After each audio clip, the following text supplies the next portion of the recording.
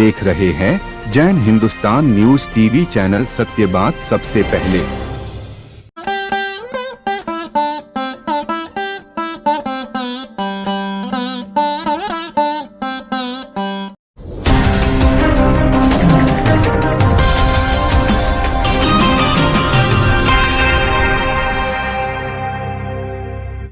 नमस्कार। रूबरू कार्यक्रम के तहत आज हम मिलने आए हैं अखिल भारतीय साधु मार्गी जैन संघ के पूर्व राष्ट्रीय अध्यक्ष और चंपालाल जी डागा साहब से बातचीत करेंगे और जानेंगे अखिल भारतीय साधु मार्गी जैन संघ के बारे में।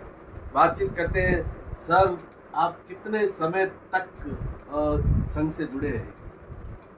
मैं वैसे तो संघ से प्रारंभ से ही जुड़ा रहा, परंतु संघ की स्थापना के 5 साल के बाद में कार्यकारिणी का सदस्य बना और फिर आचार्य श्री नानालाल जी महाराज साहब के प्रथम जयपुर चातुर्मास के समय से मैं सह मंत्री बना।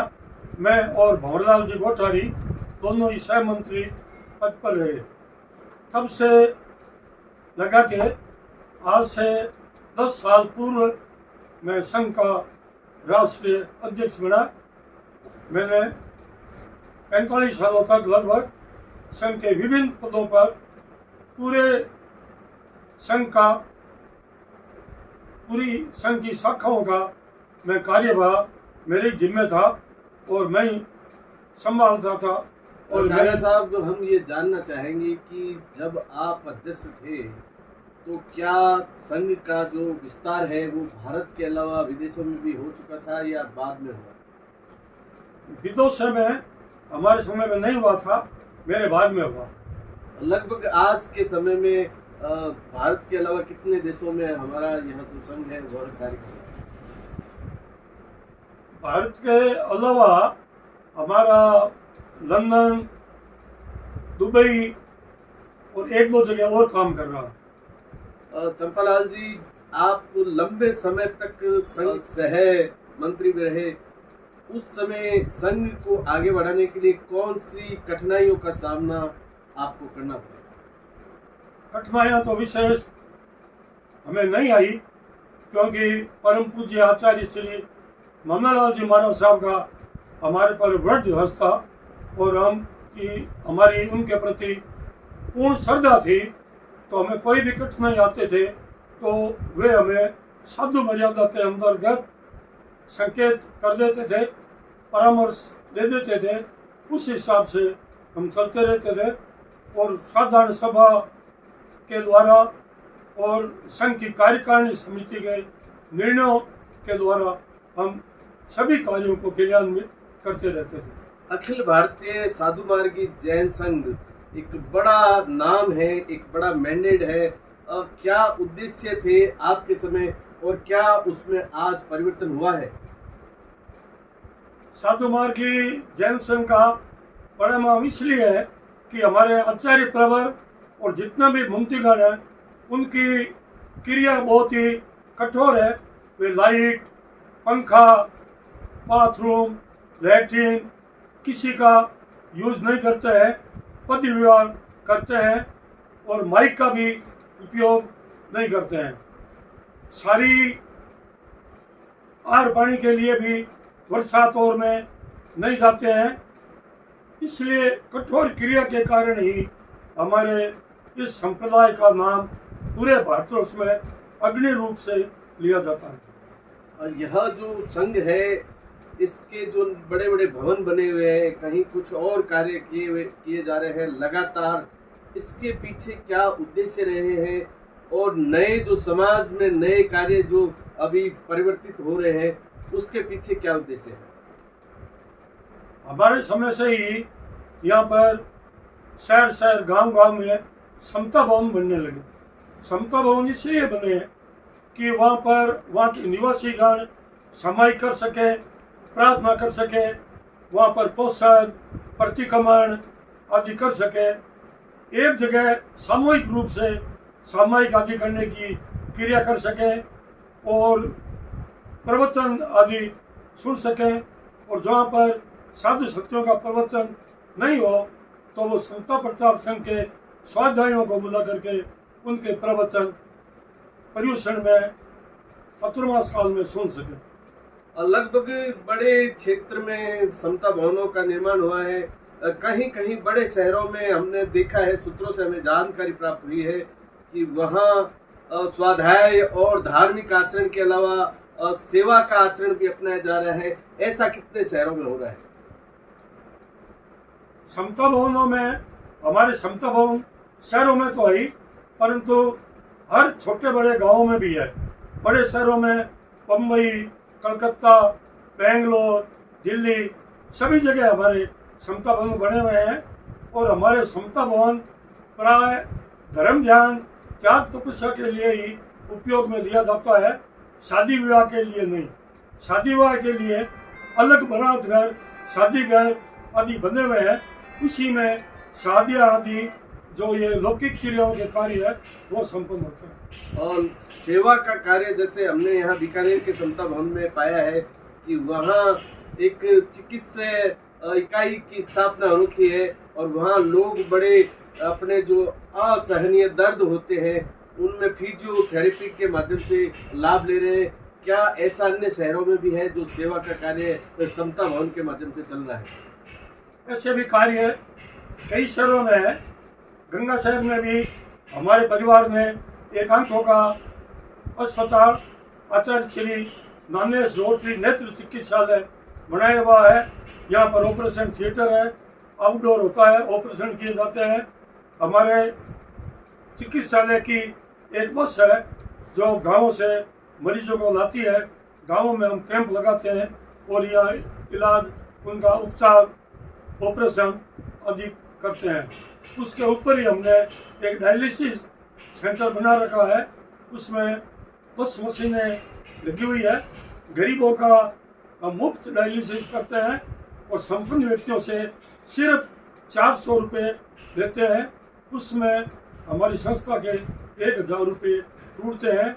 उसी प्रकार भी पिपलिया गढ़ा में भी एक बहुत बड़ा हॉस्पिटल बना हुआ है, वहाँ पर भी सारी जांचें आदि फ्री की जाती है।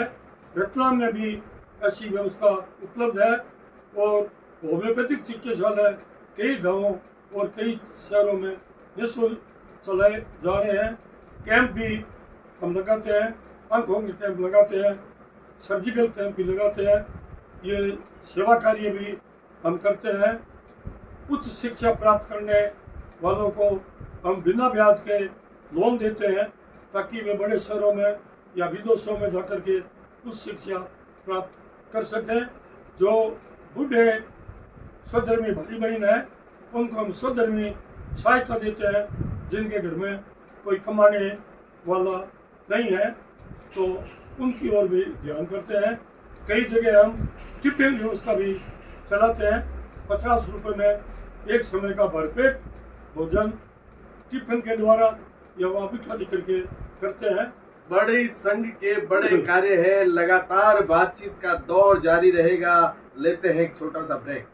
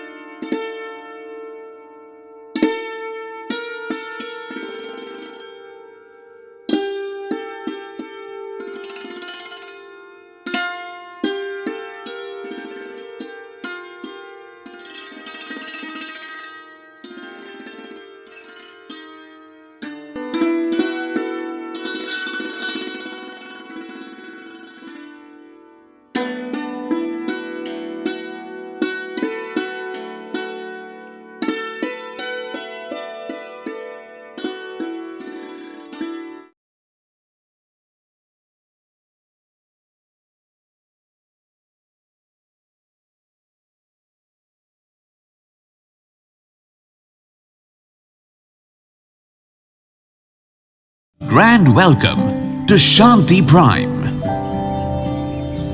an innovation for incredible lifestyle with modern amenities and facilities for everyone.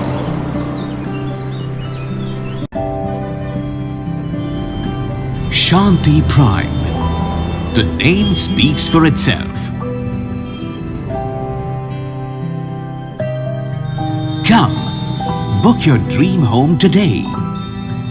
Please visit our website for more details.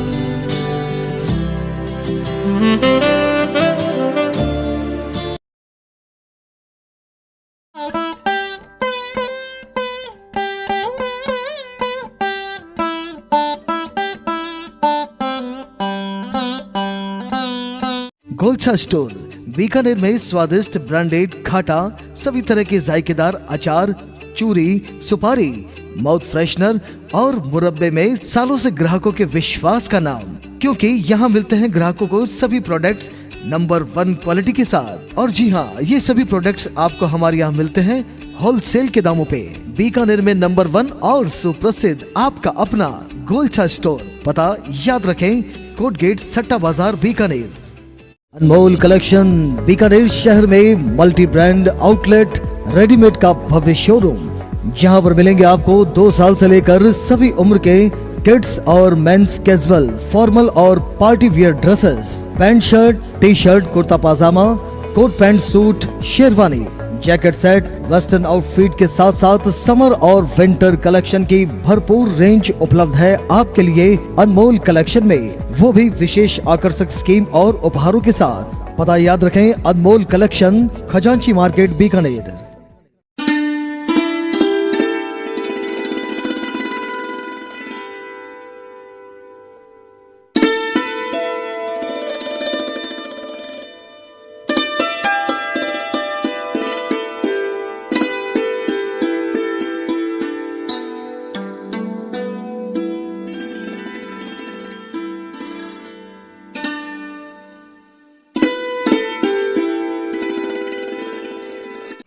धर्म के प्रचार, स्वाध्याय और धार्मिक आचरण के अलावा सेवा का एक बड़ा कार्य जो है वह आपके संघ के माध्यम से किया जाता रहा है।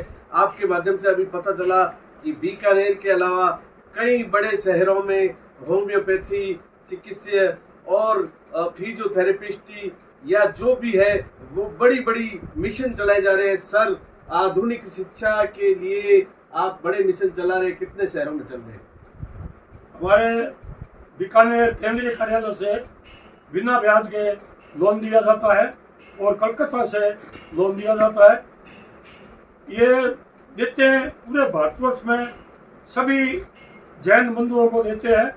जैन बंधु के अलावा भी यदि हम समझते हैं कि यह व्यक्ति पढ़ने का व्यय उठा नहीं सकता तो उनको भी मना नहीं करते हैं और उनको भी बिना ब्याज के लोन देते हैं ताकि वे पढ़ सके और पढ़ने के बाद उसकी नौकरी या व्यवसाय करने के बाद वे मासिक किस्तों में जैसे उनका वेतन या आय होती है उस हिसाब से वो लोन चुका देते हैं। लोन का क्या प्रोसेसिंग है, कहाँ पे प्रोसेस करना रहता है और किन से संपर्क करना रहता है, या उनके लिए योग्यता क्या होती है? योग्यता कोई नहीं है, उस शिक्षा के लिए दिया जाता है। बीकानेर में केंद्रीय कार्यालय है, वहाँ पर कार्यालय सचिव फार्म देगा, वो फार्म भर करके वहाँ दे दीजिए, फिर इसके जो भी संयोजक और होते हैं वो दे करके निर्णय लेते हैं। कलकत्ता में भी इस तांडवासी सभा का 18 नंबर सुकेश लैंड में कार्यालय है, वहाँ पर भी एक रामपुरिया जी मैनेजर हैं, वहाँ भी फार्म आदि भर करके देने से संयोजक निर्णय लेकर के उनको लोन उपलब्ध करा देता है। बड़ा संघ है, बड़ी कार्य है, प्रणाली बड़ी है, लोगों का बड़ा हुजूम आपके साथ है, पैसे की बड़ी व्यवस्था चाहिए, यह सारी कहाँ से होती है? पैसे की व्यवस्था हमारे पास फंड है, हमने 1-1 करोड़ के सदस्य बनाए हैं और उससे भी ज़्यादा 11-11 लाख के सदस्य बनाए हैं। और हमारे पास कई तरह के सिक्के हैं, उन सिक्कों में अपने आप जो हमारे सोधर्मी बंधु है वो हर महीने रुपए भेजते रहते हैं। और हमारी एक समनोपासक हमारी एक पत्रिका है, उस पत्रिका में हम उनका नाम प्रकाशित करके उनको धन्यवाद देते हैं। और धार्मिक शिक्षा के अलावा आप स्वास्थ्य की शिक्षा पे बात करते हैं, कहीं न कहीं भोजन जो है एक बड़ी भूमिका निभाता है। पूरे हिंदुस्तान में कहीं भोजनशालाएं भी चलाते होंगे? भोजनशाला भी चलाते हैं, कलकत्ता में पहले चलती थी, वो भी चलते हैं। बेंगलोर में मेरे बहनोई जी RK सिपाणी ने एक बहुत बड़ा वृद्धाश्रम बना रखा है, वहाँ पर 400 वृद्ध रहते हैं। वो उनकी खाने पीने की, इलाज की, कपड़ा आदि पूरी व्यवस्था वो करते हैं और एक भवन उनका ही बनाया हुआ है। उसके बाद इन्होंने अभी एक और भवन उनका बन रहा है जिसमें 500 ये बंधु जो भी वृद्ध व्यक्ति है वो उसमें रहेंगे। वो रात में अपनी एम्बुलेंस लेकर के उनका स्टाफ पूरे बेंगलोर में घूमता है। जो भी व्यक्ति स्टेशन पर, सड़कों पर, फुटपाथों पर पड़े रहते हैं उनको वो उठा के लाते हैं, उनको स्नान विनान करा के कपड़े चेंज करवाते हैं और निकटवर्ती पुलिस थाने में रिपोर्ट करते हैं। एक बड़ा कार्य लगातार जारी है जैन साधु मार्गी जैन संघ द्वारा। हम बातचीत कर रहे हैं। सर, एक प्रश्न जो है वो दिमाग में बार बार उठता है। आजकल एक बड़ा जो शब्द है वह भामाशाह, दानवीर, ये कहीं न कहीं मैंने कई जगह देखा है। हालांकि यह बात नहीं होनी चाहिए, लेकिन बात जब जहन में आती है तो करनी पड़ती है कि एक भामाशाह शब्द का जो प्रयोग है आजकल बहुत ही राजस्थान के बारे में प्रचलित था कि जब महाराणा प्रताप द्वारा अपना सर्वस्व खो दिया था तब जैन भामाशाह नाम के एक बड़े दानवीर ने अपनी सारी संपत्ति महाराणा को दे दी थी और इस मेवाड़ की धरा को आजाद रखने के लिए अपना सर्वस्व न्यौछावर कर दिया था। क्या ऐसे बड़े शब्द को 5000 रुपए देने वाले के लिए प्रयोग किया जाना चाहिए? 5000 रुपया देने वाले को हम भामाशाह का उपयोग नहीं करते हैं, उनके नाम के आगे भामाशाह नहीं लगाते हैं। हमारे यहाँ पर जो बड़े बड़े दानदाता हैं उन्हीं के नाम के आगे हम भामाशाह लगाते हैं। भामाशाह एक बड़ी जो है राजस्थान के गौरव की बात है। हम और भी लोगों से मिलेंगे तो इस पे आगे कभी चर्चा करेंगे। बातचीत लगातार जारी है। आपसे कुछ और आपके जो मन में जो विचार है वो जानना चाहेंगे। कोई अलग से विचार आ रहा है तो वो भी आप हमारे दर्शकों तक पहुंचा सकते हैं। अभी इन 10 वर्षों में जो जैन भागवती दीक्षाएं आचार्य प्रवर श्री रामलाल जी महाराज साहब के सानिध्य में हो रही है, उसका एक कीर्तिमान स्थापित हुआ है। अभी आचार्य श्री रामलाल जी महाराज साहब की दीक्षा के 50 साल पूरे हुए हैं। उसमें संघ ने यह निर्णय किया है कि हम 100 दीक्षाएं कराएंगे। 50 से ऊपर दीक्षाएं हो गई है। हम धार्मिक शिविर, धार्मिक पाठशालाएं, धार्मिक स्कूलें पूरे भारतवर्ष में चलाते हैं। अभी पिछले साल एक धार्मिक शिविर छोटे बच्चों का और बच्चियों का लगा था। उसमें 2000 बच्चे ने शिविर में मतलब वह 24 घंटे वही रहना, आवासीय शिविर जिनको कहते हैं, 15 दिन का लगाया गया था। और अभी अगले महीने बीकानेर में वो आवासीय शिविर फिर रिपीट हो रहा है। उसमें हम उम्मीद करते हैं कि 2000 से ज़्यादा लड़के और लड़कियां उसमें भाग लेंगी और धार्मिक शिक्षा, प्रारंभिक धार्मिक जैन शिक्षा, वो व्यवहारिक शिक्षा ग्रहण करेंगी। आने वाले महीने बहुत बड़ी में उपलब्धि है। आचार्य श्री रामलाल जी मरासा आचार्य प्रवर बीकानेर पधार रहे हैं। गंगासर भीनासर भी प्रवास रहेगा और बीकानेर में भी प्रवास रहेगा।